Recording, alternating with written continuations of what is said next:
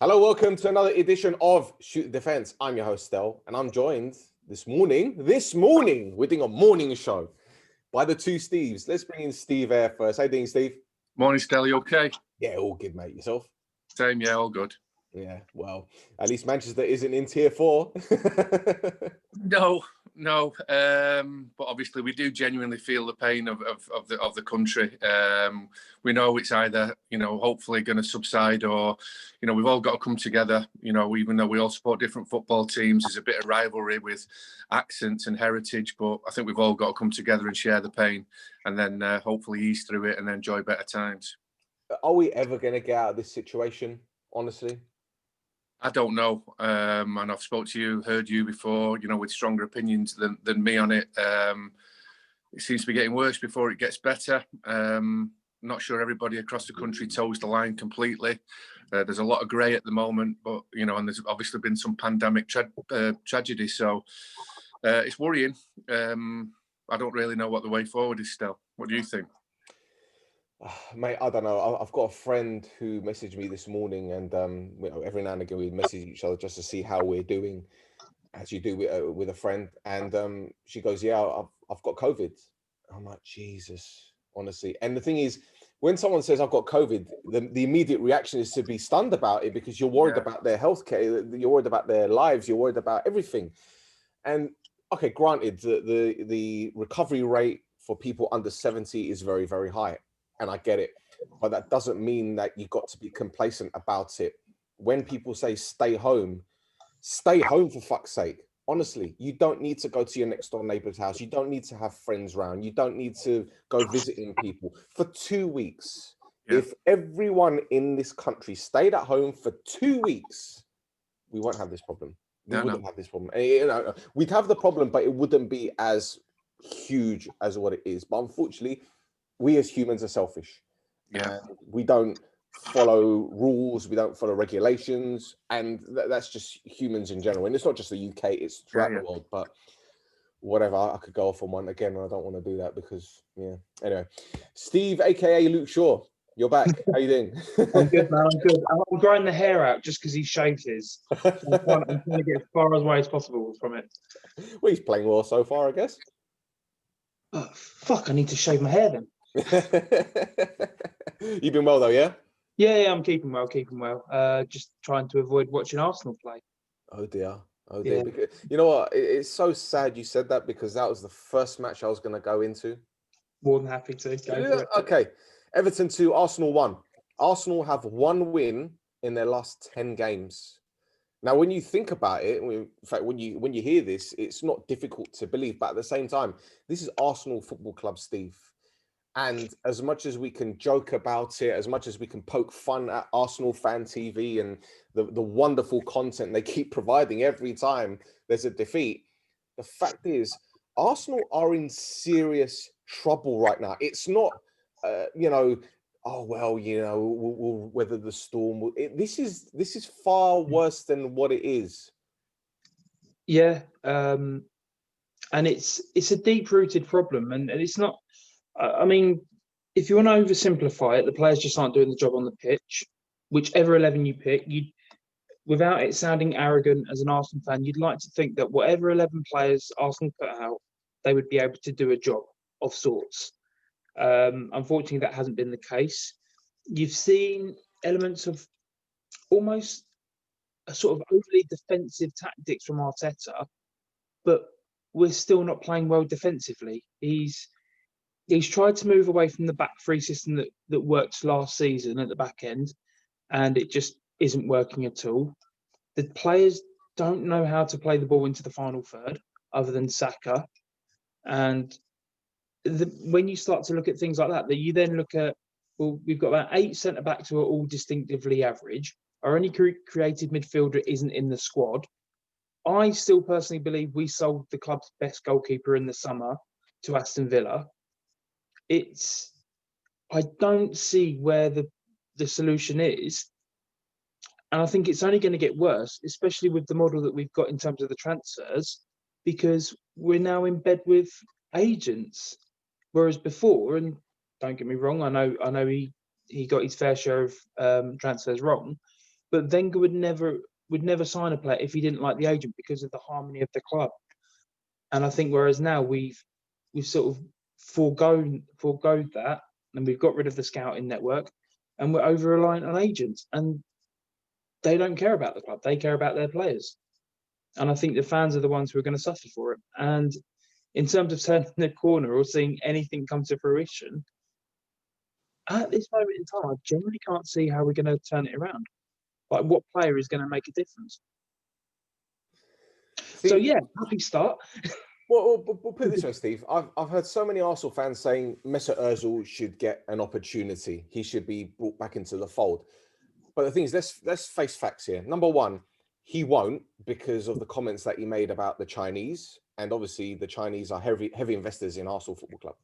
And number two, if he does that, that means that Arteta is effectively thrown in the towel, and everything that he's tried to work towards, i.e., getting rid of the deadwood, getting rid of the bad eggs like your Guendouzi's, like your Ozils, it's completely contradicting what he's trying to do. And I get the criticism. I understand it because Ozil has provided a lot of assists for Arsenal. That being said, Ozil isn't the only problem at Arsenal. And looking at the performance in the last 10 games, it's deep rooted. The defense, as you said, isn't good enough. The personnel isn't good enough. There isn't enough creativity in the midfield. And going forward, I know Aubameyang didn't play against Everton at the weekend, right? He didn't play at the weekend.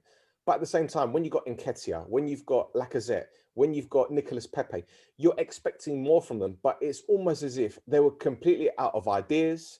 I think the only chances you had were really in the second half. And the penalty that you got came from absolutely nowhere. So an overall performance. Yep. But in terms of the match itself, Steve, when you look at that second half performance, did that give you a little bit of confidence, maybe a ray of light, a light at the end of the tunnel? It's like a backhanded compliment at the times, because you kind of there going, okay, there is a performance in them. They can battle, but it's always too little too late at the minute. And I do think there are genuine concerns of what Arteta's trying to do with the upheaval and get rid of the deadwood, because whether he's intended, I'm fully behind Arteta. I think he's a great coach, and I'd love it to work out. But unfortunately, you're starting to see in modern football, if you try to make wholesale changes, it can backfire. And I know that the stories about him not speaking to David Luiz, he's trying to get rid of half the other deadwood in this club. And I think it affects the morale of the team. Even Socrates being left out, he was a sort of a father figure to the club. And almost players are kind of not down in tools, because I think they are trying, but I just don't think they've got that little bit extra in them to go that extra mile.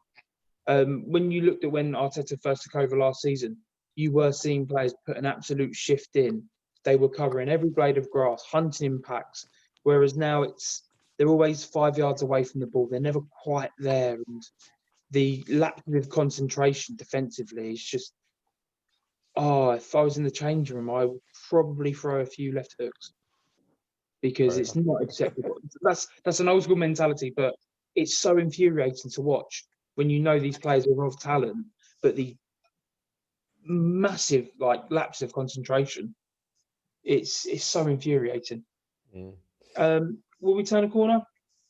I mean, we'll probably finish 10th or 12th. This season's a write-off. Without the cliche of we're too good to go down, I think we will find a way through it. I just think it will be too little too late to salvage anything for Europe. And I think relegation will still always be on our shoulder until February. Blimey, that bad, eh? Yeah. Mr. Eyre, we've destroyed Arsenal over the past few weeks, and I joke that it's the Arsenal comedy corner. It's become beyond a joke now, hasn't it? Let's be 100% honest. Arsenal were absolutely toothless at the weekend, and as I said before, they got that penalty out of absolutely nowhere. But in terms of the match itself, Everton looked fairly comfortable, didn't they? In the second half, you kind of expected Arsenal to bring out the big guns and to really step it up a gear, but they couldn't even do that, could they? Everton were good, though. They were good, Stel. But just to suggest that we've hammered Arsenal in recent weeks, I don't think I've hammered them enough. I've now had a real good look at them, and whilst they can all play football, it would be stupid of me to suggest that they can't play, and they have talent. But I just think that in their strip, they're just completely underweight. Every fixture, they look completely underweight. Everton are a real physical team. But the thing is, they're not just physical teams in the Premier League. You've got to be physical, you've got to be able to run, and you've got to be able to play. Arsenal can play.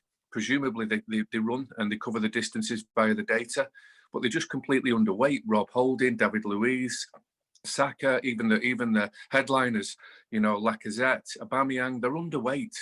And then the manager comes in all apologetic at full time with his after-match communication, suggesting everybody could see we were the best team. Everybody could see that we were the ones trying to play football. We had so much possession. You've lost the game. And it's becoming a continuous theme now. But just when the two teams come out every Premier League game, one team looks heavyweight, even medium weight, and Arsenal look lightweight, and that's before a ball's kicked. So I now no longer fancy them in any fixture for what I've seen over the last 7 or 8 weeks. Everton, in comparison, they've got one of the best head coaches, managers in the world. They've got a strong legend alongside him. Whatever he is, Duncan Ferguson, he was a great player. I don't know what he's like as a coach, but you get the impression that there's fire in his belly still, which transfers into the dressing room, which Arsenal haven't got. And then you've got the team itself. He settled the goalkeeping position down, which we weren't sure whether Pickford would return, but he did. But every player is of a good age, a good ability, but most notably a good size. Look at Richarlison, look at Michael Keane, Calvert-Lewin, 6'1", he jumps 6'4". They're physically better than the likes of Arsenal. So if you have to call upon that, as probably Everton, did at times, you'll end up just taking the game over. And Everton are not going to push for any top 4 slot by the end of the season, but they're going to continue to upset a few on the way, I'm sure. Yeah, absolutely. And now I'm going to take this time to bring in Dubul Dee from the D&D Footy Factory. Welcome, Dan. How you doing? What's going on? You right? Yeah, good. Fashionably late as ever. You can hear me. you can hear me clearly, though. Yeah. Yeah, absolutely fine, mate. Cool, absolutely cool, fine. Cool. Well, I'm glad you're here because we could talk about Liverpool absolutely trouncing Crystal Palace 7-0. To be fair, mate, up until you guys scored the second, it did look a bit iffy because Palace were getting in behind you guys, but 2 became 3, 3 became 4, and then at the end of the day, you're seeing it on the video print, SEVEN, aren't you? Yeah, no, it wasn't. We should have saved that for Aston Villa, to be perfectly honest. Palace didn't deserve that at the end of the day. Like, maybe... Of course they did. They didn't deserve that. It was just like, if we were just clinical like that most weeks, then there'd be no problem, would there? But as you said, there was that one when Zaha was in behind and then Jordan Ayew was doing nonsense. They had a couple of opportunities, but then once the second went in, as you said, the Liverpool were just, it was like some Harlem Globetrotters business. Just the way that they were breaking, Robertson running forward, Trent running forward, and with each goal, Palace's confidence was just sinking. But that's a good look. I like the way we've recovered because obviously the knee-jerk reaction when Van Dijk got injured was like, oh, are we going to even struggle to make top 4 and whatnot? But the players have plugged in, whether it's been Phillips at the back, whether it's been Reece Williams at the back. Obviously, Fabinho's doing his job. They're managing Joel Matip's time, and we're just getting through it. And the longer we go on winning, we'll get people back bit by bit. I know Thiago is back in light training, so hopefully he'll be back soon, because the whole point in getting him, Pep Linders, the assistant, said was that teams will start to figure out the way we play partially in regards to, obviously, the creativity. The main creativity comes from the fullbacks. So the whole point of getting Thiago was for someone in the centre to be able to dictate the tempo and whatnot. So as long as we can keep winning, when we get these people back, it's going to be trouble for the rest of the league, because I've watched podcasts far and wide, listened to ones, not on shooting defences, of course, though, and Liverpool just been getting written off. So it's like as though we're champions, we've just been able to go under the radar, win games. But this here was a statement that if you're not going to be up to scratch, we can give you a beating. We're about game management now, but we can deliver a beating, because with the fact that we lost 7-2 to Villa. Our goal difference has no right to be where it is right about now, you know. And it was the perfect response to after the Tottenham game, because I've never seen a club be defended so much for missing chances. And Tottenham with their misses on Wednesday, and everyone's making cases for Mourinho and whatnot. We'll see what they're saying now that obviously Tottenham lost yesterday again. We'll see how it goes. Yeah, well, listen, at the end of the day, right, you can never write off Liverpool. You can never write them off. They're undoubtedly the best team in the league, one of the best teams in Europe. And granted, Van Dijk was always going to be a massive loss for you guys. But at the end of the day, if you can score 3, 4, 5 goals in the game, it doesn't matter if your best defender is out, does it? But let's just take a moment to talk about Mo Salah here, D, because he started the match on the bench, came off the bench, scored twice, didn't celebrate his goals. But I think when you're 5-0 up at the time, you scored twice, I don't think it's going to be like a braggadocious kind of celebration. I'm pretty sure Jurgen Klopp is grinning from ear to ear, knowing full well that he's got a player that he can still put on the bench, bring him on and grab a brace. Well, there's these stories going about that he spoke to the Spanish paper AS, and they're saying that he was not happy that the captaincy was given to Trent and not him when we played in our last Champions League group game against Midtjylland, which I personally think he was rested because he played 90 minutes against Midtjylland and he's been starting the game since then. So I just think he was rotating. But were there any direct quotes from Salah? Any direct quotes? Not that I saw, you know, they like to kind of... If you're hearing like, oh, it's a friend, the source, you know, and whatnot, and bend whatever, I'll get yourself a bit of clickbait and whatnot. But yeah, he's just...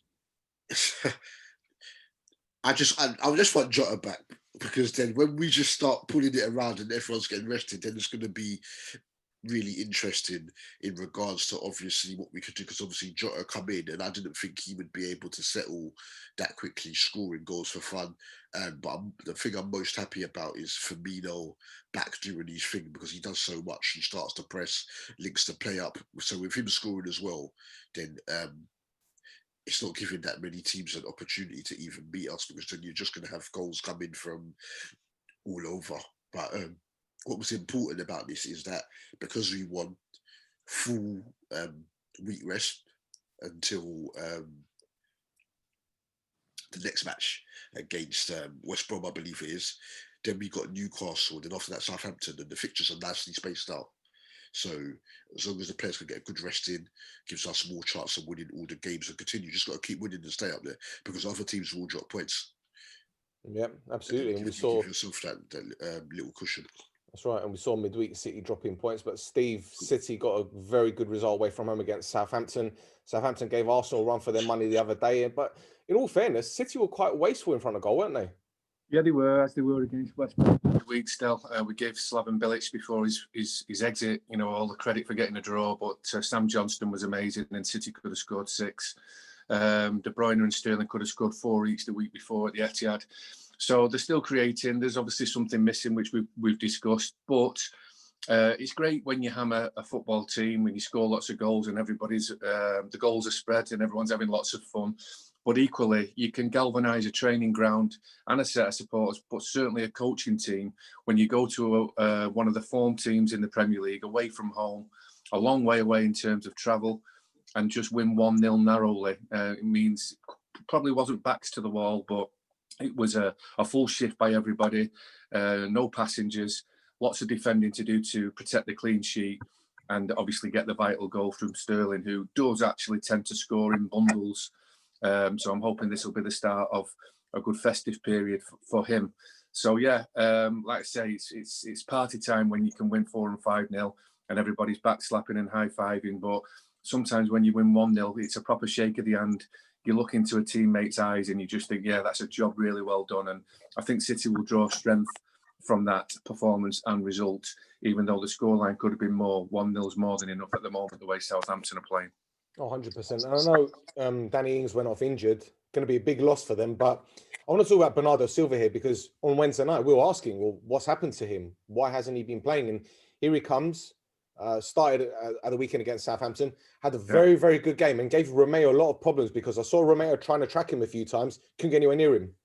Well, I'm delighted to go forward with this, Stel, because this again takes us back probably a month on your show, on your podcast, where I suggested this. So now I'm really strong in believing this, that what's happened to Bernardo Silva, what's happened to this, what's happened, from where he was 18 months ago. The truth is, when he had his purple patch or his golden spell for Manchester City, he was playing high on the right-hand side with that left foot. And he was, who is this guy? We knew who he was, but he was like, this guy's one of the best players in Europe. Now, since what's happened in the 18 months, Stel, you've had the emergence of Phil Foden, who plays the game 3 or 4 positions, but his position arguably could be best up on that right-hand side with the left foot. And then you've got Mahrez, who's just a tiny little bit inconsistent, but when he's playing well, he scores hat-tricks, he scores 2, he scores 1s. His numbers are unbelievable, Mahrez. So the truth is, Bernardo Silva hasn't actually been playing in that favourite position, his best position. He's been playing as a false number 9, which is a phrase I don't like, but he's played it. He's been playing on the left. He's been playing deep. He's been playing left and right midfield either side of Rodri. So the moment he went back in his favourite position on Saturday, he had his best game for some time. It's just whether he can get a run at it now, because Mahrez's numbers are so good. So for me, it's as simple as that. I didn't see fatigue. I didn't see a lack of confidence. I didn't see a lack of appetite.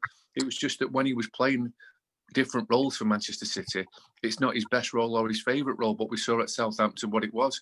And it was like when you go across the country in England and you've got your Jack Russell in the back of the car and you reach your destination, you just open the boot up and you just let him run out and run right. He just looked like he was scampering around on Saturday, really, really free, full of beans. And it was great to see. And another one, which will be a worry for opposition right-backs, because if he's getting back to anything like the form, everyone will benefit at Manchester City, and that includes Aguero if he ends up back in the team as a starter. One more thing I want to ask you about City, Steve. Stones, I saw him at full time cheering like he's just won a trophy because it was a clean sheet. It was a very, very difficult match. How much do you think that result will do for his confidence? Because he and Diaz seem to form a good little partnership there, for now anyway. Yeah, there appears, it's not come out yet, it's not unravelled, but since the Tottenham game, he seems to have lost faith in Eric Laporte. So Stones has managed to get in the team, managed to play well, managed to win and keep clean sheets. I think it's absolutely brilliant that a centre-half should celebrate a clean sheet like that. The whole team should, and probably do, just like a centre-forward when he scores a goal, because that's what they set out to do the moment they step on the pitch. And Stones has suffered with confidence. So anything that gives him the lift internally from the supporters, and most importantly from the media and social media, he should celebrate it. Now, keep humble. It's just 3 points. You've got to try and get the next lot. But for him, it's a giant stride to go alongside his form at the moment. I'm not totally convinced. I think he can get roughed up. Noticeably for me, the worst 12 months of his career, not just his City career, his whole career, was when he was in the team and Pep Guardiola was bringing him to the touchline, putting his arm around his waist and teaching him how to play the game whilst the game was still going on. Now, all the pundits were saying, God, look at this manager, he never stops coaching, but it did absolutely nothing for John Stones. Now, that appears to have subsided now. Stones appears to be getting on with the game. Guardiola's dropped the nonsense of coaching him while the ball's still moving on the pitch. And Stones seems to have grown inches, grown in size and stature and in performance, and looks like he's one of the first names on the sheet again now, which is good news for the club and good news for England. Fantastic. Brilliant. Mr. Shaw, you've heard of the Big Bang Theory, right? Yep. You've heard of the Big Sam Theory, right? Yep. Yeah, the Big Sam Theory, where every time he joins a club, they don't get relegated. Well, didn't start off too well for him, did it? 3-0 loss against Aston Villa in a derby, and Jake Livermore got sent off for what I like to call assault. It almost as if like players are getting sent off for assault these days, isn't it? And we saw Pickford on Van Dijk, nothing happened with him, but that challenge by Livermore on Grealish was terrible, wasn't it? The fact that he got the leg further away from him was I just couldn't fathom it. It was a case of the ball, he had to go over and pass the ball to catch his other standing leg rather than his left leg that was next to him. And it just showed a lack of control. I think it was a bit of frustration and just desperately trying to sort of slow the play down. And I think it was a bit too much. But as for Fat Sam himself, I think they do need a centre back. I know they've got Ivanovic, but they do need a stronger defence if they are to stay up this year, because, God, this is going to sound bad, 3 of their defenders are former Arsenal defenders. So that, yeah. It doesn't sound bad, it sounds terrible. Yeah, you've got Kieran Gibbs, Carl Bartley, and Semi Ajayi. They're all Arsenal youngsters. So, like, when I look at that, and there's me going, well, they weren't even good enough for our Carling Cup teams at times. Like, it does worry there. I mean, if I'm being completely honest, I don't think that squad's there is good enough for the Premiership. I think it's going to take a lot of hard work and having to put in the mileage and appreciate the fact that they're not going to have the ball much in games and for prolonged periods.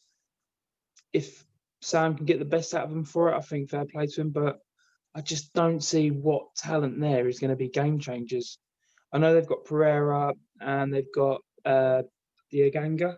I can't say his name and I apologise for it, but where are the goals going to be coming from? Because I can't see them getting 15 to 20 goals a season. And I can't see, the only thing I can see in that midfield is them stamping their authority, quite literally, with Jake Livermore and Grealish's leg. Well, Steve, let's put it this way, right? He signed an 18-month contract as Sam Allardyce, right? So I guess that his main objective is to keep the club in the Premier League. But as you said, they need reinforcements. Now, if you cast your mind back to when they got promoted and this summer just gone with the transfer window, they didn't really back Slaven Bilic, did they? So it's almost as if they were, as I said in the last show, it's almost as if they had the mentality of a club that just got relegated from the Premier League, not a club that's just come into the Premier League. So if they weren't going to back Slaven Bilic, and I understand there was a contract dispute with him, but if they weren't going to back Bilic, what's to say they're going to back Sam Allardyce? Because at this moment in time, it's almost as if it's the point of no return. Their performance yesterday, it was laboured. There was no imagination. It was almost as if they were happy to play for a draw just to give their confidence a little bit of a shot in the arm after the draw against Man City. But Villa were rampant. It could have been more. Oh, God, yeah. I mean, they used to have the nickname Boing Boing Baggy Baggies because they used to be up and down. They used to get promoted, then relegated from the Premiership back into the Champion. I think they're almost sort of circling around that sort of ethos again now. Whether the owners think it's not worth the financial risk to plough money into the club, if they're not going to stay up, I don't know. But as you sort of alluded to with Aston Villa, I will go back to this because it's the only thing I did get right towards the back end of last season. We talked about how Dean Smith just made a few little tweaks to the formation and almost let Villa go a little bit more attacking. And they were missing key players like John McGinn, who, since he's come in, has been fantastic again. Villa look a solid team. And I think they've got the one fucking keeper that we should have kept, which hurts me more than anything. He's kept the most clean sheets in the Prem this year. And it's not just down to the keeper. That is the club as a whole. That team has been working hard. Defensively, they look solid. But now they're starting to get a bit more aggression in the final third. And signing someone like Ollie Watkins has helped no end. It's no surprise that they can score goals. I know the Liverpool game was a fluke scoreline, but Villa are no team to be scoffed at. So whilst West Brom are going to struggle, I do think credit has to go to Villa on the weekend because it was another solid, strong performance from them. Agreed. And Dan, we can talk about Jack Grealish till the cows come home. But at the end of the day, El Ghazi had a fantastic game, as did Traore. His goal, absolutely sublime. Traore was really, really good. Great ball in for El Ghazi's goal. But obviously, as you're saying, in regards to Allardyce, I don't know what. Obviously, his first game, so we'll see more when he implements his style on them. But what do they say? Everyone's got a plan until they get punched in the face. The goal's gone in before I'm with my mum. The goal's gone in before we've even started watching it properly. And then as you said, it was just like a kind of laboured performance. The Liverpool challenge, when I first saw it, I didn't think it was that bad till I saw the replay. I was like, oh, okay, oh. But it could have been more. It could have been more. Johnson made some good saves. Traore constant.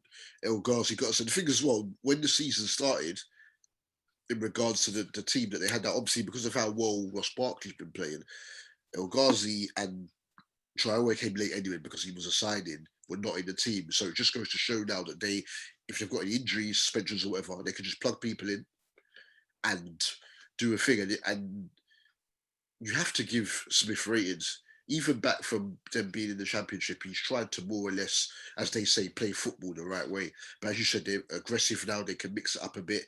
They can go over the top.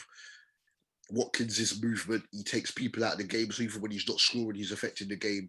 And Grealish, this is his best form he's had since Barkley's been out of the team. Because earlier on in the season, he seemed to just be happy to have another person in there that would drive at people. And that was giving him more space because we know how much Grealish gets fouled anyway. But now Villa were really good. El Ghazi's doing his thing.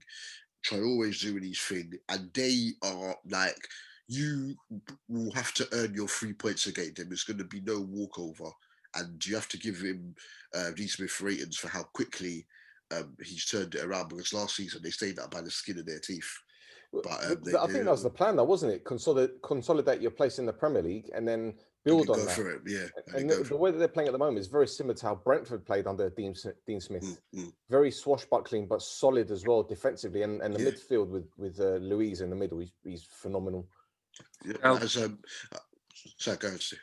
No, I just think that it should be mentioned at this point that they've jumped all over some good fortune, Aston Villa, which doesn't get mentioned enough. But the goal Ollie Norwood scored for Sheffield United at the Holt End last year with the free kick, which was 3 yards over the line, with the camera behind the goal not working and the decision going against them, meant that Sheffield United have had a malaise almost ever since, and Aston Villa stayed up by getting a point that day where they shouldn't have had any at all.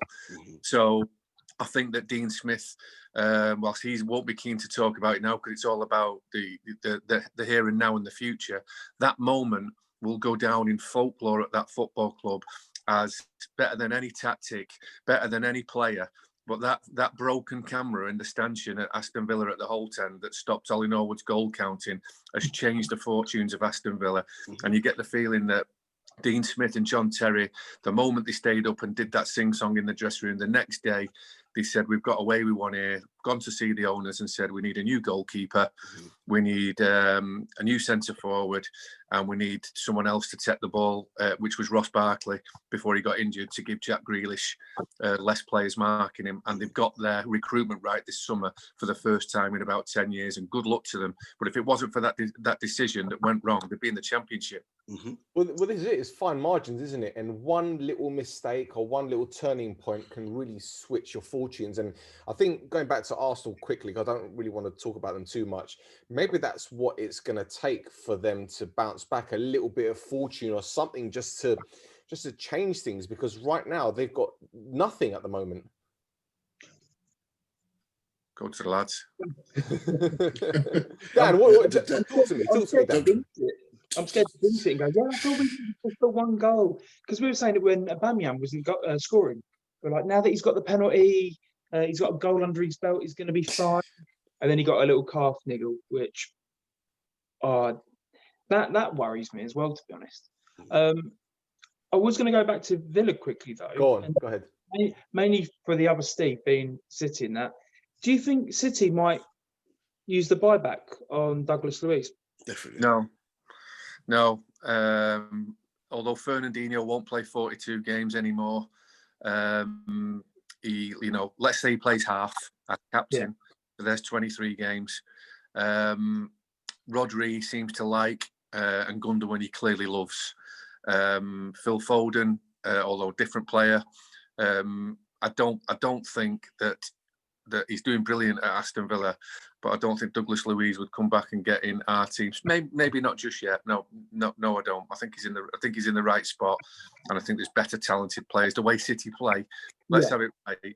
Douglas Luiz is an enforcer, a bit like we used to have with Nigel de Jong.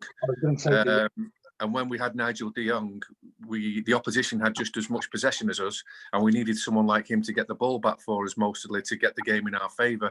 Now I think City have, I think I'm being fair, 60% always, sometimes 70%, sometimes 75% possession. I don't think Douglas Luiz fits into that because we don't necessarily need someone to get the ball back for us. No, because the reason I say it is more so because he could almost be an antithesis of how City play. Of if there is a plan B to try and turn over possession, or the game does get scrappier. But as you say, he's not going to be playing 42 games a season. He's better off where he is. Yeah, for his development in particular. Yeah.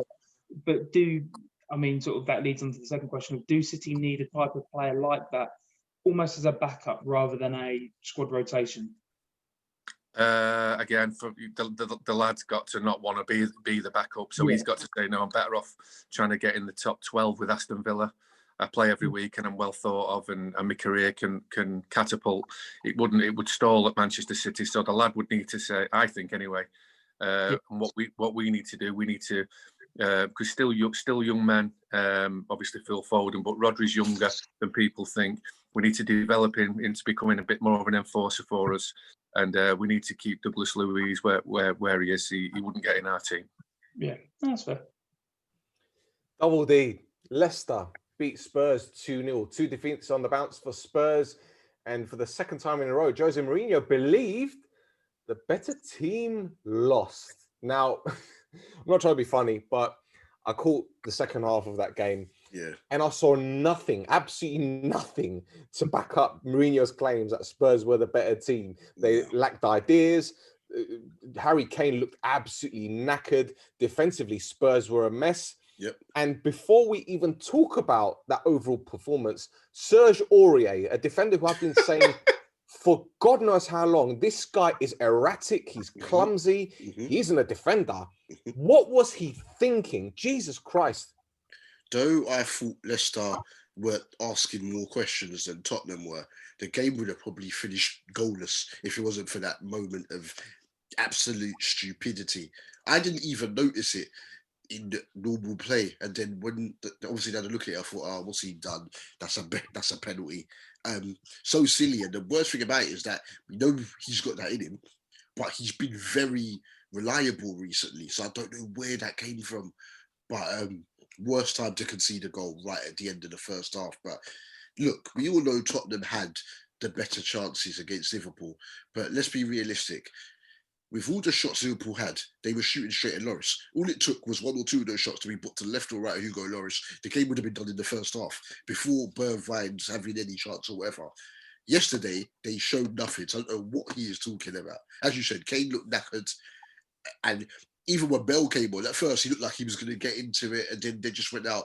They're looking devoid of ideas, so that's really weird. And I was saying, I came on Views with Sempsy, obviously, I was saying that, though I think Tottenham can be involved in the title challenge, unless they get the others, it's something Shaquille O'Neal says with basketball, he calls them the others. Unless they start getting goals, there's so much that can be done with Son and Kane. Unless they start getting goals from Ndombele, Bergwijn, Lucas Moura and whatnot, these are the type of results that could happen for them. Because that's no winning 3 now in the league. And we all know that all you need to do is not win 2 games. It could be 2 draws. You're going to fall away because this league is just crazy this season. But no, I'm not having that. The better team lost again. Tottenham really didn't show much yesterday. They were really disappointed, and it made the game overall disappointing. And it should have been worse for them because I think that James Maddison goal should have stood. But it is what it is. Jesus Christ, you upset a lot of Spurs fans now. Crikey. One more thing before we talk about Leicester, Dee. This Gareth Bale situation, the one standout moment I saw of Gareth Bale yesterday was him tying his hair up. And, we talk about players that laugh and joke with their opponents at full time, and we talk about players dancing on social media and all that kind of stuff. for me, and I know, if Rod was here, he'll probably just shoot me down for this, but for me, it just seems like Gareth Bale just doesn't have that motivation anymore. If it was all romanticism getting him back in anyway, it was a nice story. But as you said, he scored the winner against Brighton. It wasn't it, when they won 2-1 earlier on in the season. But apart from that, it's mainly been Europa League performances. I remember he started when they were 1-0 away at West Brom. He was in and out of the game. But as you said, motivation. I think he will have some important moments for them this season. But any Spurs fan that thought it was going to be a lot similar to how it was before might have been living in a dream world, to be perfectly honest. But yeah, he didn't really. He came on and couldn't really give them the up. They just they look tired. They look tired, and Leicester, who were just, you don't know what you're gonna get from them, But they blow Brighton away in the first half last week, Sunday. But then saying that Danny Welbeck had a glorious 1-on-1 before they scored any of the goals. Then midweek they lose to Everton. 2-0 was maybe harsh, and then they come and then they beat Tottenham. You really don't know. You don't know what you're going to get from them. But they're starting to get some players back. I think Pereira was in light training. I think he got a knock again because he was out with damaged cruciate ligaments. Indeed, he's back. They're starting to get some people back. Soyuncu will probably be back in the next 3 to 4 weeks. Leicester can continue to they're going to have the odd silly result, but Leicester can continue to win enough games. They're going to be batting around. They're going to be batting around top 4 like they were last season. And I don't see them, even if they have injuries, I don't see them capitulating like they did in the second half last season again. But when are they going to draw? They just lose. They didn't learn to draw. They just win or lose. So, Steve Eyre, you're a big Brendan Rodgers fan. He got his system absolutely spot on. I'm pretty sure he'll be absolutely thrilled to beat his mentor as well, away from home, given the fact that they trounced them last season at White Hart Lane. But when it came to Leicester on the counter-attack, it's almost as if every time they got forward, they looked like they were going to score. Yeah, they seem better away from home. They've been good in Europe, scoring goals in Europa. Yeah, there's a lot of teams who haven't found a way yet of breaking down a low block and passing around the 18-yard box, tick-attack football, which is often associated with a home performance. City at their best with David Silva, Barcelona for 5 years before this. Just pass it and triangles and 1-2s and just wait for that gap. And some teams then, can't do that at home. But then when they go away, and the onus is on the home team, even with or without a crowd, to come at you, for you to then do them on the counter-attack. You've got to suggest that Leicester, because of Jamie Vardy, and when they won the Premier League, it was Danny Drinkwater to Jamie Vardy, but they've still found a way to have a formula which makes them devastating on the counter-attack mostly. I think what you have to do against Leicester is block the channels up. I think the teams that have done that have got something against them. But if you push your fullbacks on against Leicester, Vardy's likely to have at least 1 or 2 moments in a game in the channel where he's going to create something for his team, which is nearly always a goal. So Leicester as good as anybody, Stel, I think, on the counter-attack. You think Liverpool have got a front 3 where they can do different things. You think City can do different things. And United have now got great pace and lots of variety on their front line. Leicester haven't got a great deal, which makes it more special for them, because it's basically try and get Vardy away down the outside of centre half and into the penalty area, and it's devastating and it's excellent, and it's not showing any signs of falling away. Yeah, that's right. Steve McCarthy. Yeah. Not sure how much we can say about Newcastle drawing against Fulham. Newcastle went into this game on the back of a 5-2 loss at Leeds, whereas Fulham had 2 decent results, a draw at home against Liverpool and a draw away at Brighton. What did you expect from this game, and were you surprised that it ended up in a draw?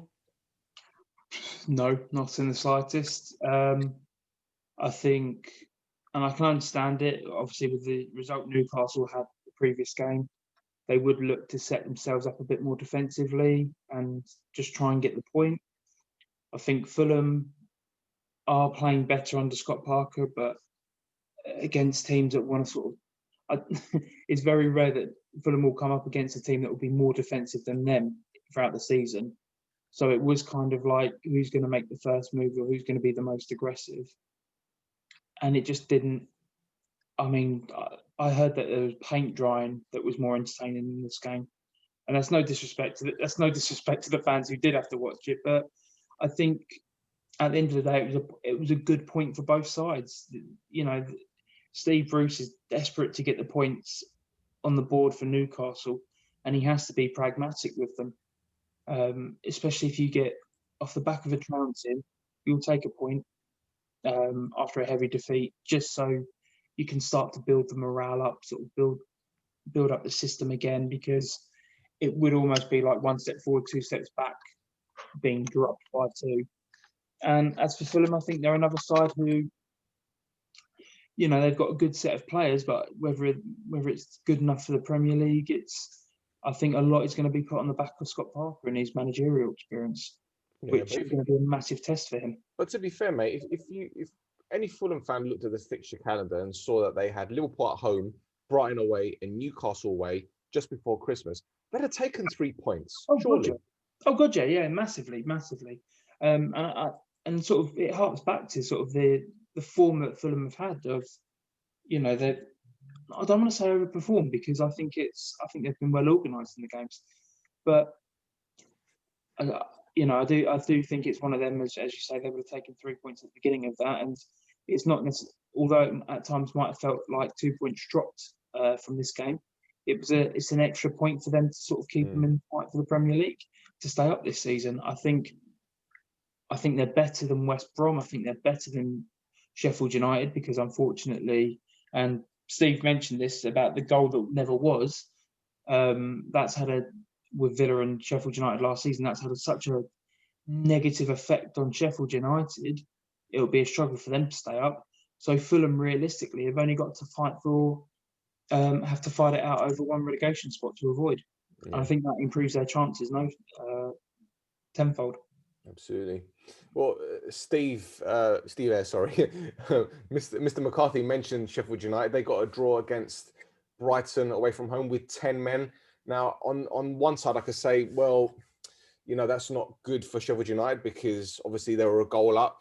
But on the flip side, you know, it's a decent point away from home, especially with 10 men. But before we talk about the game itself, Lundstrom's sending off, for me, when I saw it first time round in real time, I thought, he's gone over the ball, he's taken the man. But in actual fact, he took the ball, then he followed through the man, and he wasn't even looking. So it's not as if he was looking at the man. He looked away. For me, that's not a red card. But I guess under the laws, it's a red. So well, he's obviously not adapted. He's not evolving. He's actually very, very John Lundstrom, very, very short of match rhythm and routine. Contract issues. Not that it's an issue for him, because it sounds like he's going to get a bigger, better one elsewhere.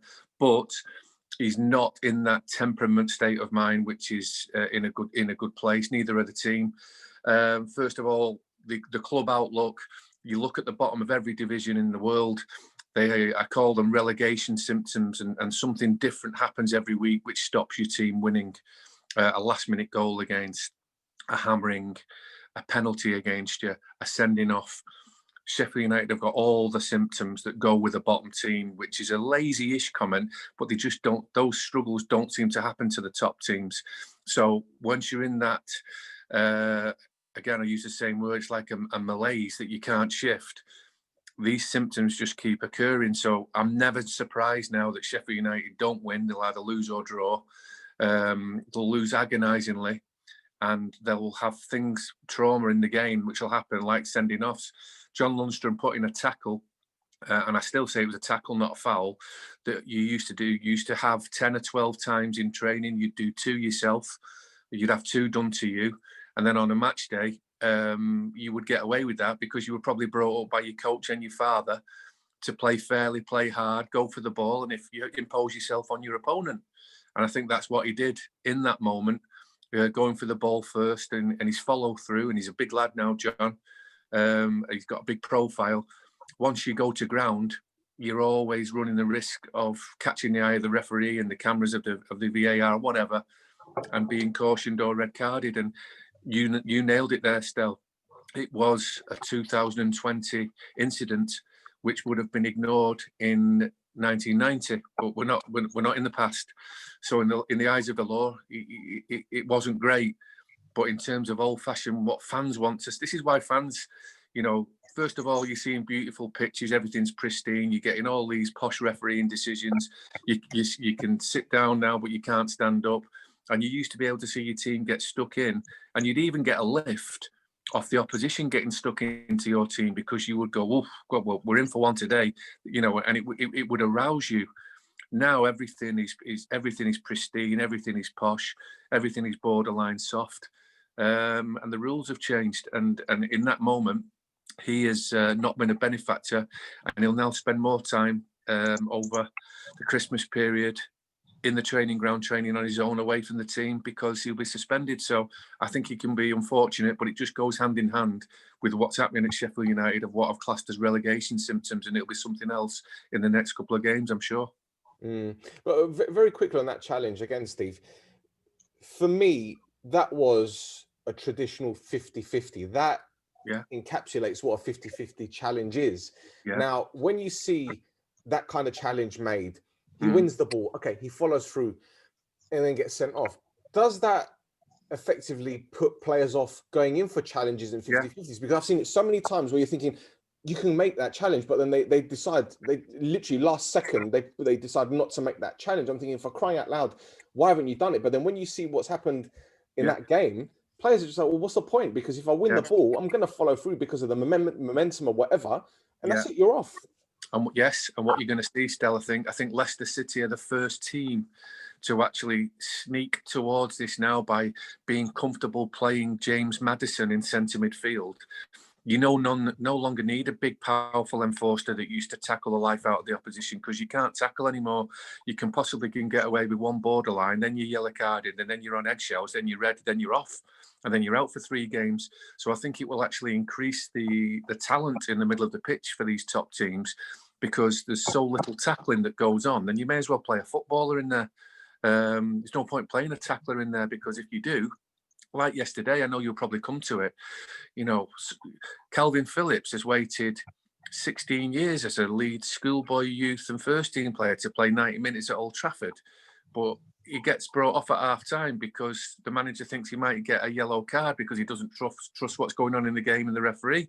So we're already saying for a decade now that tackling is going out of the game. Enjoyment is going out the game, passion's going out the game. And how many times have we spoke about no leaders in the game?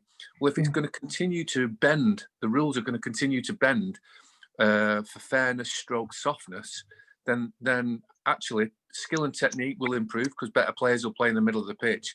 But the passion that we all crave and we all pay our season ticket money for to see, above anything else, it's just gonna like sap away from the game, and it's going to be really, really draining for us as supporters. That's right. Do you think tackling's gone and it's all about interceptions now and anticipation as opposed to the 50-50s? Yeah. And I know Pep got mocked for it when he first came over, because quite a lot of the pundits were like, well, he doesn't like to tackle, he doesn't like to coach defending and tackling. But given, as you say, the way that the game's going, you don't necessarily have to tackle anymore. No. The only Brendan Rodgers said about Maddison, he can go in there because he can play, he's skillful, he can score a goal and he can pinch. He's not in there to tackle, but you can't tackle anyway. Because we had this discussion last year of where do you play Maddison at times, and it was almost like, well, you play him out. I remember saying about playing him out wide because he hasn't got the sort of the defensive attributes in centre mid. But as you say, the game's developed in such a way that he can get away with playing centre mid, which, as you say, in a different generation, he would have been found out within 20 minutes and probably had a tackle on him, and he would have gone quiet for the rest of the game. And that's nothing with Maddison. That's just the style of play that he would have been affected by. He wouldn't have had the opportunity to play the football that he plays in centre mid now. Yeah. And Phil Foden will be the same. But if you go on social media, right, and I know this is a stupid barometer here, but if you look on social media and you look at all these statisticians, they'll always say, oh, chances created and all that kind of stuff. But you'll never see a statistic on tackle. You always see ball retention or interceptions. So there's nothing in terms of winning the actual ball.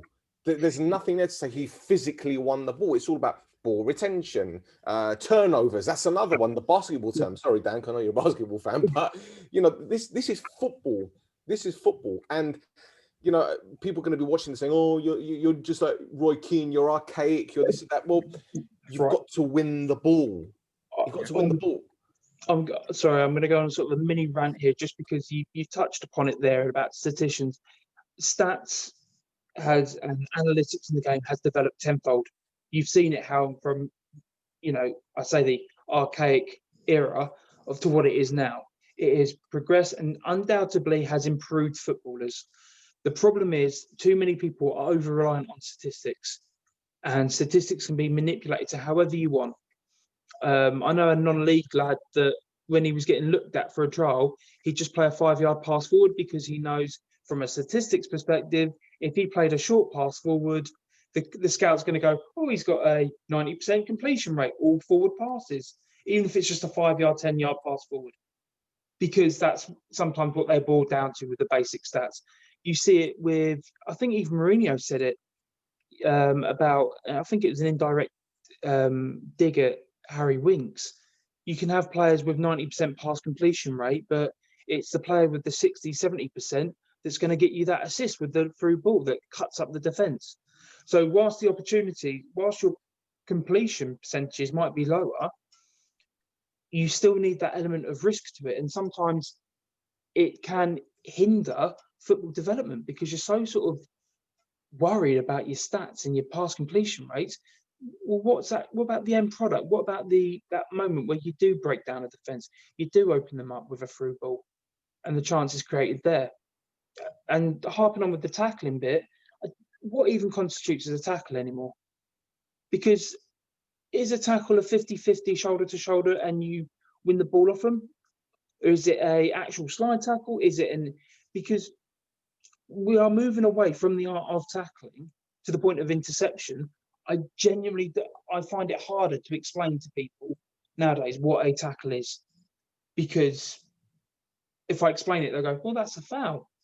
You're like, well, screw you. Sorry, I just went on sort of a mini rant, covered about 4 different areas.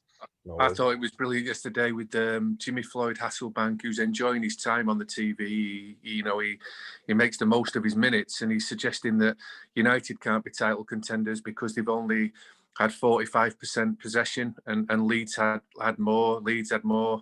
Leeds had 50, 55, 60% possession at times in the game, but United didn't need to. They could just run from box to box, and so it doesn't matter about.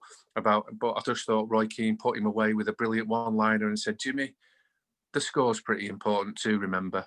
And the one line summed it all up for me. And the worst thing that's been invented for me is this XG that people are clinging on to now. Me and Stel have spoke about it. You've got the pundits doing it, but mostly you've got the losing managers who've lost 3-1, but say the XG says that we've played well today, and really it should have been 3-3. And if we play like this more often than not, we'll get more points than not at all. It's a load of rubbish. From 3 till 5 o'clock, you've got to try and play well with style. If you can't play well with style, just win, whatever it takes. And if they've got better stats with you, there's only one stat at full time that counts, and that's the full time score. On to the next game. This XG is a lot of rubbish. Yeah, next thing you know, they'll be talking about the Da Vinci Code. It's rubbish. It means nothing. Still, it's like putting a lottery on and me choosing the first 6 numbers and going, oh, well, it should have been my numbers really. Well, no, it shouldn't, because whatever balls came out of the numbers, and they're the ones that counts. It's a load of rubbish. Exactly. Dan, one more thing on the Sheffield United game.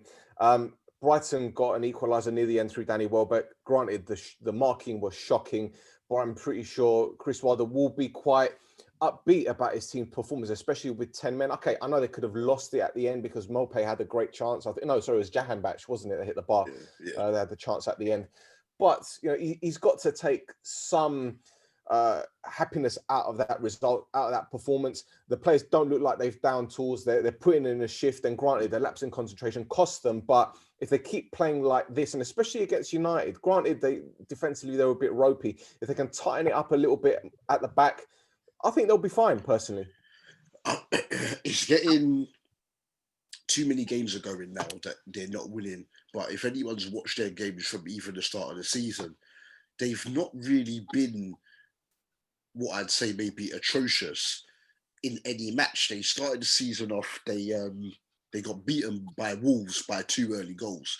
And since then, if you actually won their games, they gave us a very hard game at Anfield as well. And they made chances. They lost, was it 2 weeks ago, 1-0 away at West Brom. They had so many chances in the second half. Even when they lost against Leicester, McBurney missing when he's clean through. They make chances, but they're not taking them. So the longer it goes on, it's going to be too much for them. But they're not actually performing that badly. But when you look at it, going from Dean Henderson to Aaron Ramsdale is huge, because Ramsdale just doesn't cut the mustard. And then Jack O'Connell, who was their best centre-half last season, is out for the season. John Champion was doing the commentary on the United game, and I think he said they won 8 games last season by the odd goal. So if you take out a solid keeper in Henderson and your best centre-half, then you're not going to win those odd goal games anymore. And then, so look, obviously you can't be too good to go down, but they're going to be in lots of games, but they have to get that goal. But I don't know what one. Look, McGoldrick runs all day, so I understand, obviously, you're going to want him in there for the industry. But you've got Burke, you've got Brewster and whatnot. I don't think he knows who he wants to be the main two. And until, when he probably does figure it out, it's probably going to be too late in the season. But in that United game, before we come back to yesterday's match with Brighton, we mustn't forget that John Fleck, who's usually very reliable with that left foot, missed a very good chance. And if he did, Man United are winning that game. Knowing the prowess United have, it probably still would have been a draw, but they're not winning it. It would have been 2-0. It'd have been 2-0. You know what I'm saying? Because they would have gone 2-0 up, you know? But, so yeah, we'll see. But yeah, yesterday, I suppose, yeah, as you're saying, he can take heart from the fact that they battled to the end.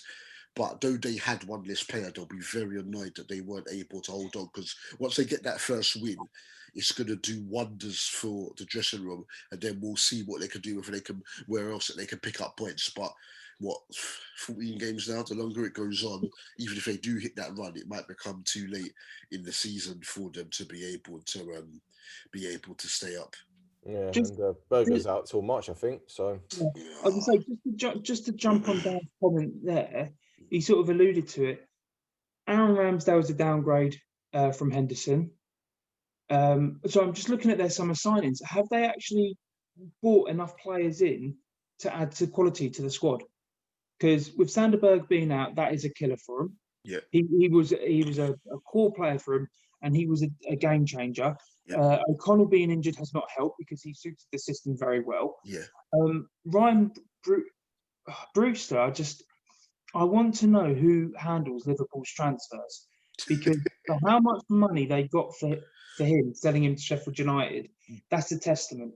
And it's not to say he's a bad player, but he's far from the finished article, and he's now being asked to keep a team up from relegation that is yet to win a game so far.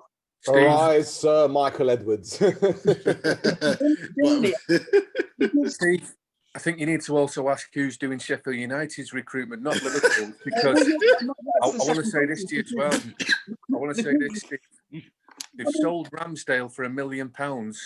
He's been relegated with Chesterfield. He's been relegated with Bournemouth. He's been nearly relegated with AFC Wimbledon, but they've bought him back for 18 million. And Chris Wilder says it's good business for the club. They've paid 20 million for McBurney. They've signed Jack Rodwell. They've signed Ravel Morrison. They've signed Ryan Brewster. I would be more interested who does Sheffield United's business than Liverpool. I mean, they've also signed Oliver Burke, who just seems to make a career out of getting sort of £10 million transfers wherever he goes without ever actually doing anything. And they signed 2 Derby defenders, Max Lowe and Jake Bogle. Yes.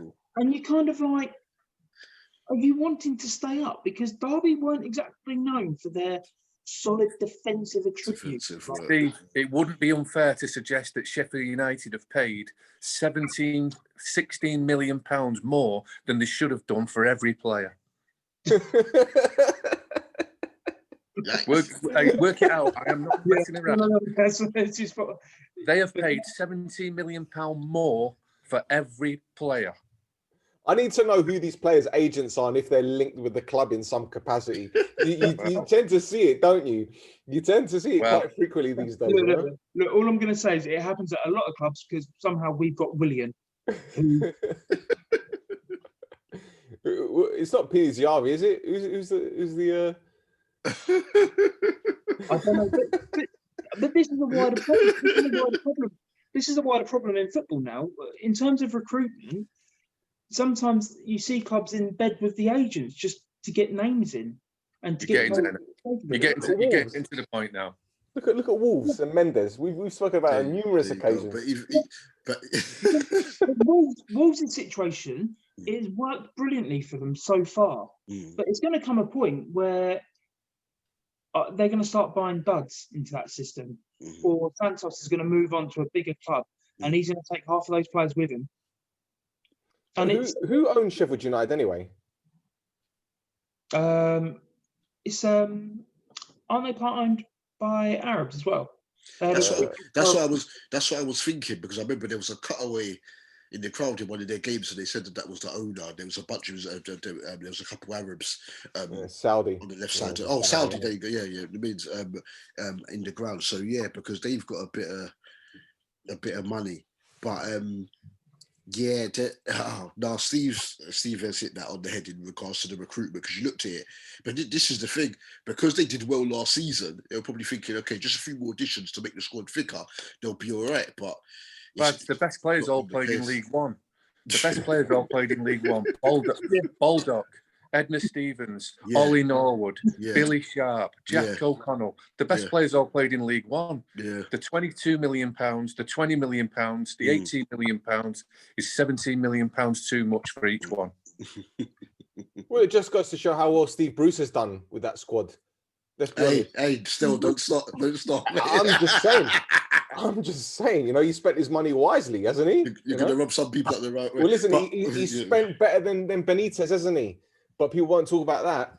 Anyway, let's the funny things, though, you talking about Newcastle, I was actually going to mention them before when Steve McCarthy was talking in regards to the whole thing with the agents and whatnot, because apparently when Ryan Fraser was wanted by like about 6 or 7 Premier League teams, and apparently he waited for Bournemouth to accept the bid for Callum Wilson before he agreed to go there as well. These sort of things didn't used to really go on in football. That's what they do. That's what they do in basketball. Let me tell you something. Bobby Robson, God rest his soul, right, had shares in the company, the agency that had Wayne Rooney on their books. So when Man United were interested, there was all of a sudden this interest from Newcastle, which bumped up his value. Come on, this has been happening for years. Anyway, look, speaking of Man United, let's wrap it up with this game. United 6, Leeds United 2. I think that M62 sign, they should put a hyphen in between the 6 and the 2, because that was a scoreline. Man United were absolutely rampant, and in all fairness, I didn't think United would get anything out of this game. Leeds United are very, very expansive, very good at going forward. United defensively are shocking, but at the same time, I failed to remember that Leeds United defensively are absolutely atrocious. And I know Leeds fans are probably going to get on my back and say what they have to say, but let's be 100% honest. This Leeds United squad, I'd say about 95% of them are championship players. Let's just call it like it is. United 3 goals up in the first 20 minutes, 2-0 up in the first 4, which was absolutely ridiculous. Not in a bad way, don't get me wrong, but Christ, it could have been 10, let's be honest. But then again, Leeds had their own chances, didn't they, Mr. Shaw? Yeah, the thing with Leeds is it's going to be an entertaining game for a neutral. And I know that's a cliche that gets palmed out every single week, but the way Leeds play and the intensity that they play at, even if they're 4-0 down, they're still going to go gung-ho. They're still going to try and take the game to the opposition. And, if you don't support them, you have to admire it from afar and go, it's really nice. I love the enthusiasm with it. If you're a fan, I bet sometimes you're pulling your hair out going, just defend for 5 minutes, just get the bodies behind the ball, stop them breaking us down. And, credit to United, they absolutely tore them apart. And I was going to say on the counter, but even with the first 2 goals, Scott McTominay, is he like the love child of Zidane from that game? And some of the footwork he was pulling out in the strikes, and I know he's more of a box-to-box midfielder. People wrongly sort of call him a sort of defensive midfielder, but his footwork, getting a movement into the box, and these players just stood up and just stood off him. It does show a bit of naivety defensively. I know they've had a few injuries as well in the back line, which hasn't helped. And I do believe that them not being able to sign Ben White has hindered Leeds a little bit in terms of defence. In terms of you saying if they're all Championship players, I don't want to say they're Championship players, but I think for the stature where Leeds want to be, they are getting the most out of the players for what they've got so far. That's a fair point. That's yeah, a fair point. But I mean, United, and I know you watch it from time to time. I know United have just frustrated you for behind the scene reasons, but it's games like this that I can imagine infuriates Man United fans, because you sit there and watch it and go, that's the United I know. That's the United that they can play at. Where has this been? Okay. Yeah, this United doesn't come across a team like Leeds United that go at them. If you go toe to toe with Liverpool, with Man United, with Chelsea, they're going to spank you, and that's what Leeds try to do, because they don't have the quality that these teams possess, that the bigger teams possess. I mean, I suppose Leeds are fortunate that Martial is so inconsistent, because it could have been more. Yeah, absolutely. Well, Dan, in terms of Man United, I know you obviously dislike them, given your allegiance to Liverpool, but we can talk about Leeds being, gung ho, very attack minded, but you got to take your opportunities, and to grab 6 in any game, it doesn't matter who it's against. It's got to be they deserve some credit, surely. Oh yeah, definitely. Because I thought Leeds were going to get a point, to be perfectly honest.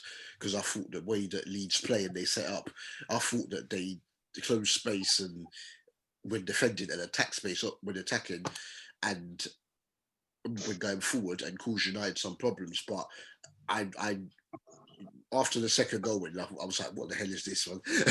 This is not what went out. But as Stephen McCarthy was saying, this is what United were doing back in the day. They were conceding. It was a back and forth, and the opposition back for chances as well, but they were clinical and they were scoring. But are United going to be involved in the title race? I'm not so sure about that. But while they've still got the game in hand, if they keep winning, then obviously points-wise, obviously you look at the table, then you have to say, yeah, that they're in it. But I was just surprised that Leeds, as you said, you had to take off Calvin Phillips, but like, just shut up the shop.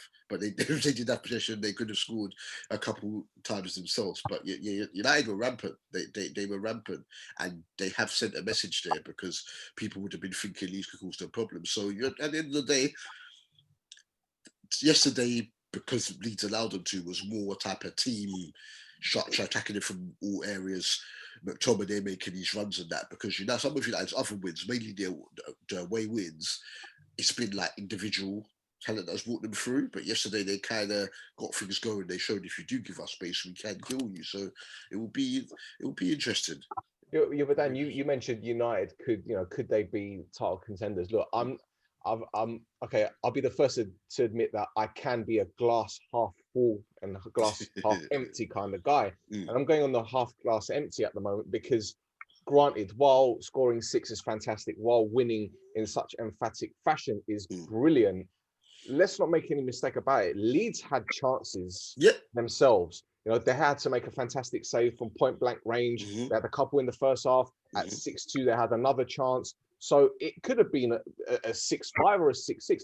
I'm not the kind of person to say, oh, it's a great result, we're back in the title hunt, because I know United. I know how it works. That game in hand, I think, might be against Villa, if I'm not mistaken.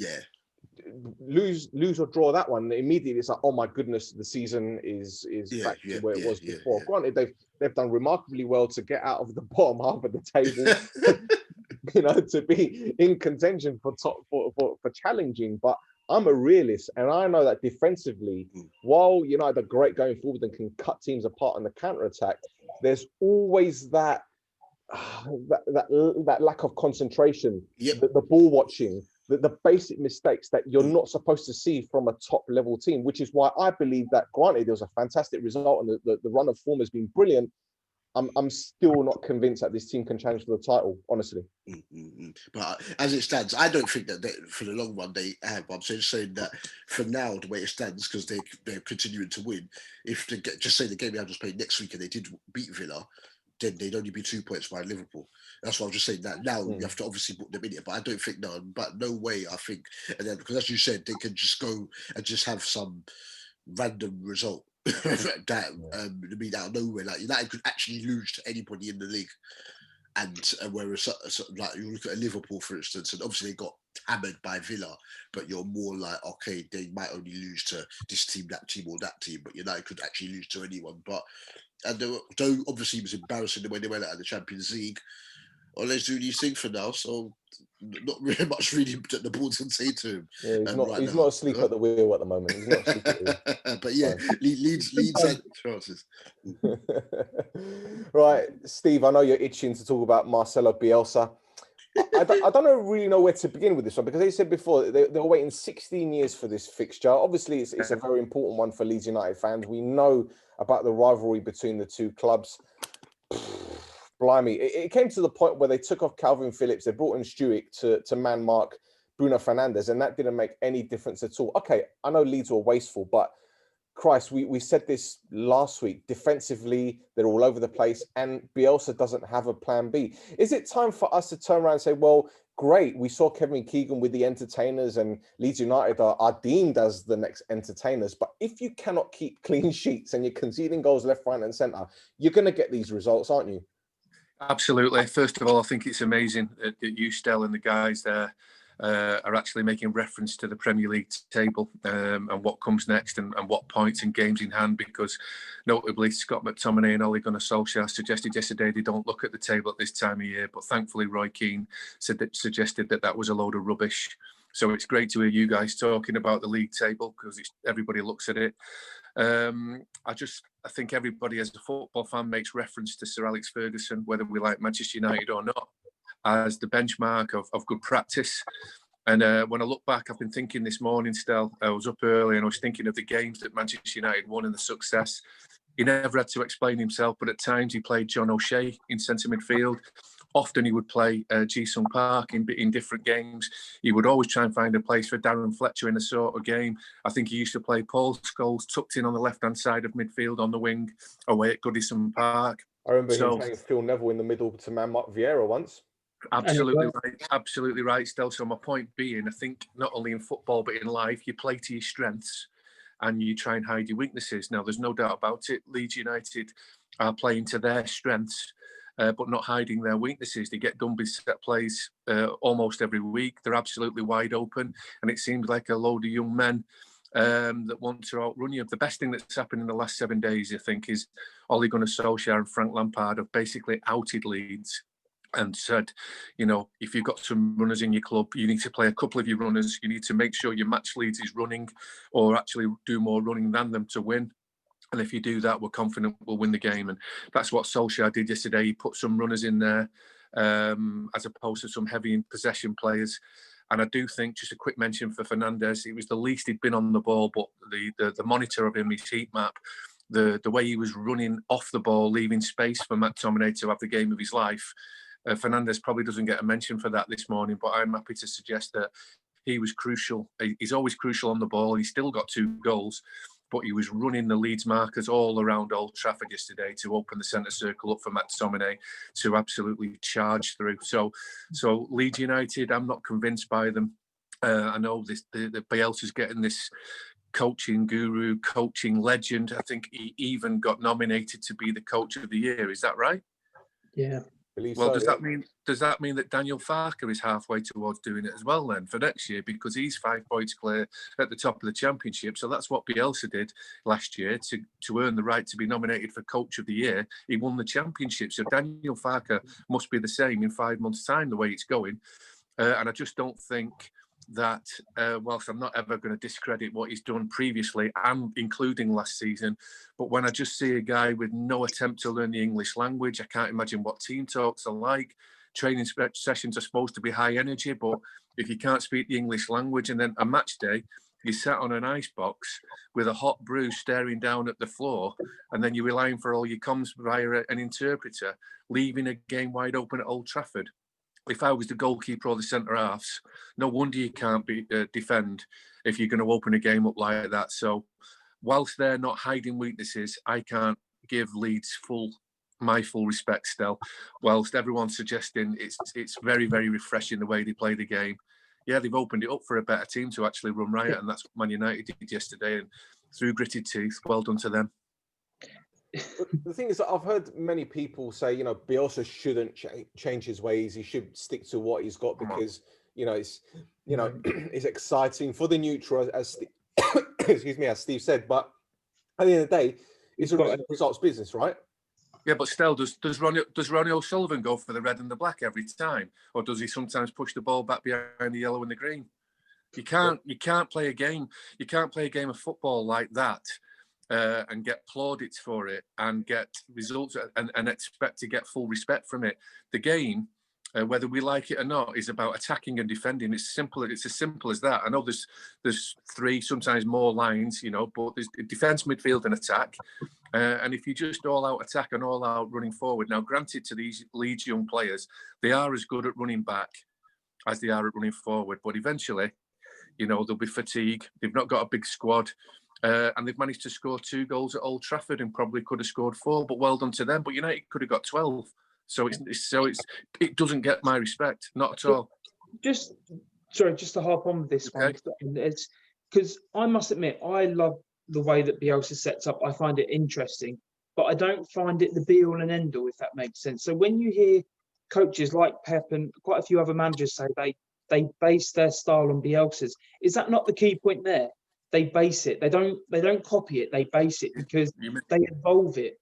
And I think as I say, I love watching these teams because they're expansive. They play to a high intensity.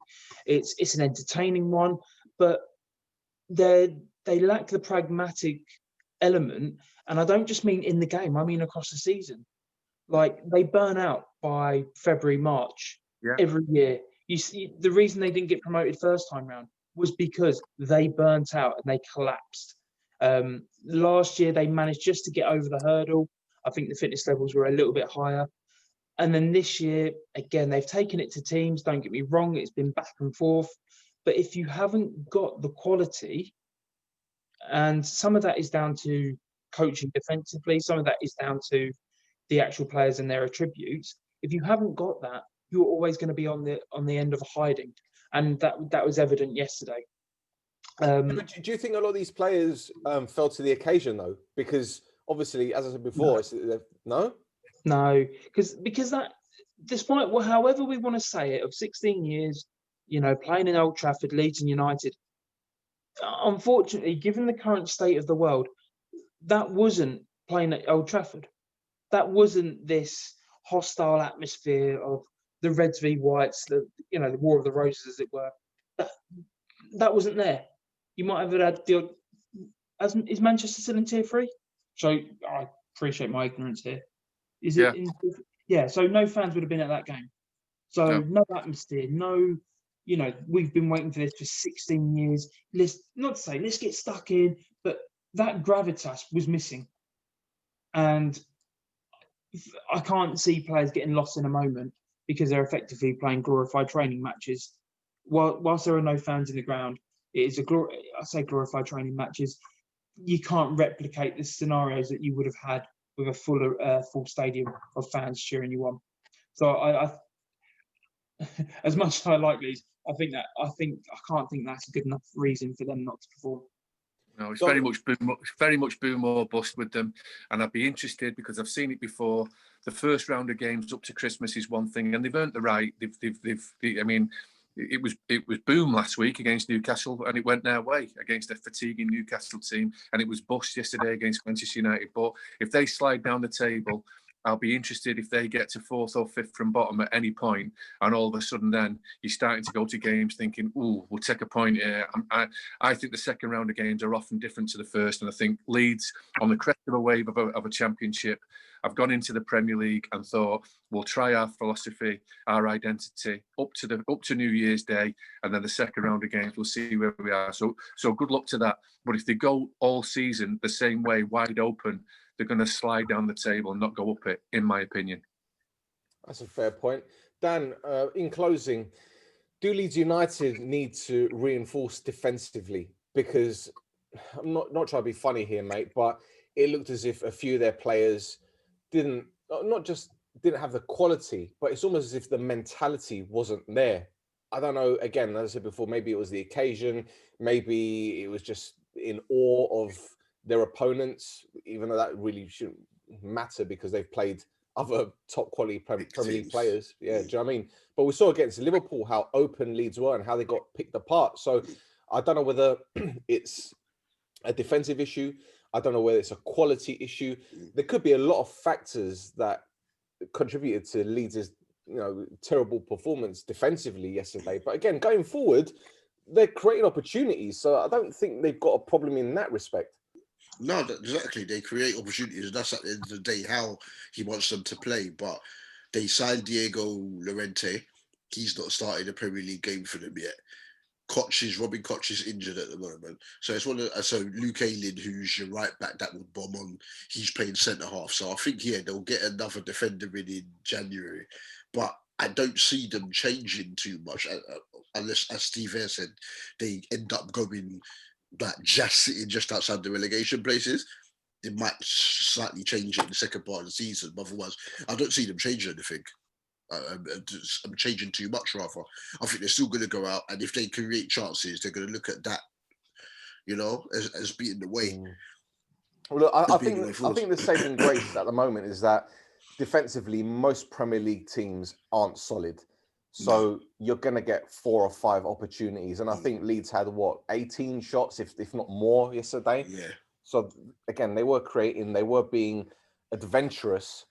But again, when it comes to, the difference between staying up and winning a title or getting a European place is being able to keep clean sheets. And at this moment in time, how many have they even kept this season? That's it. They won 1-0. They drew 0-0. They drew 1-0 Sheffield United, that late Bamford goal. They drew 0-0 with Arsenal. No, the City game was 1-1, wasn't it? 1-1. So I think they've kept 3. I think they've kept 3 clean sheets, if I'm right. Might be, but might even be 2 actually. I'm struggling to think of the third one, but that's how they're going to play. And the things as well is that obviously Kiko Casilla, I don't know if there's some stuff behind the scenes because he had that whole racism case as well. But he shouldn't play again. Ilhan Melier is a young goalkeeper, good shot stopper, but the mistakes are going to come in. And maybe perhaps if you are going to be expensive like them, you need a more experienced heading, and then Melier maybe to come in bit by bit, and then next season, as long as they stay in the Premier League, then be the overwhelming number 1. Because that could be the difference at the end of the day. Because obviously, Steve McCarthy mentioned about Aston Villa earlier. I myself think that Bert Leno is the best shot stopper in the Premier League, but Martinez is better at commanding his box, looks more convincing catching crosses and whatnot. Personally, if I was Arsenal, I would have had him. I would have made him the number 1 personally, because you see Villa, even when Villa are over expensive, another team comes in and gets a shot, and Martinez saves it. And that's what you need. And Leeds need a bit of that. Need a goalkeeper that's going to make saves when you're going all out, because Melier's they got beat by Palace last month. And one of the own goal, it hit Helder Costa, and then you're just thinking, he can easily get that. And he just fell, and then the ball went in. Just little things like that. But he's 20, so there's only so much criticism that you can give to him, because those are the type of mistakes you're going to make at that age, applying your trade as a goalie. So, they just need 1 or 2 more experiences, but I don't see them changing too much. I still think they're going to go at this every game and just look at it, as long as they don't concede early, that they're in a game and can do it, because they've lost a couple of games this season, 1-0 at home against Wolves. There's just been a couple of matches where it's been like, if you just managed the game better, you wouldn't have lost. But I just think that they're just going to play the same way, unfortunately. I don't think they're going to learn too much from it. Game management. How important it is. Right, gentlemen, thank you ever so much for jumping on board. It's been another great show. You guys have a great Christmas. Be safe. Don't do anything I wouldn't do. I don't do much anyway, to be honest. There you go. Before I let you guys go, do you want to promote anything, Dan? My @ is, I'm sure Stel will put it on the thing, about a Dubul Dee. That's DUBULDEE. I am part, as Stel said on my introduction, of the D&D Football Factory, and we do a show on Top FM at 10 a.m. on a Saturday morning. How can you forget? You've been here for like 10 years. I almost forgot that. You get that? So yeah, if you could look into that. But yeah, but the playback's always up on my SoundCloud anyway. The same double D DUBULDEE every week. But yeah, that's about it really. That's about that. Thank you. Steve Shaw. Just my Twitter handle, which is yours truly, Mr. Mac. And you're coaching at the moment, or supposed to be coaching. I mean, coaching will be interesting next year. That's all I'm going to say. What this says. There you go. Steve, thank you for joining us again, mate. Really appreciate it. And we'll do this very soon. And good to chat to Steve again. Good to chat to Dan for the first time. And thanks as always to you, Stel, and happy Christmas, mate. I'm going to pay Steve a $5 to say that. It was really good. No, Merry Christmas to all of you lot as well. So until next time, guys, take care. Take care. Last one. Thanks, guys.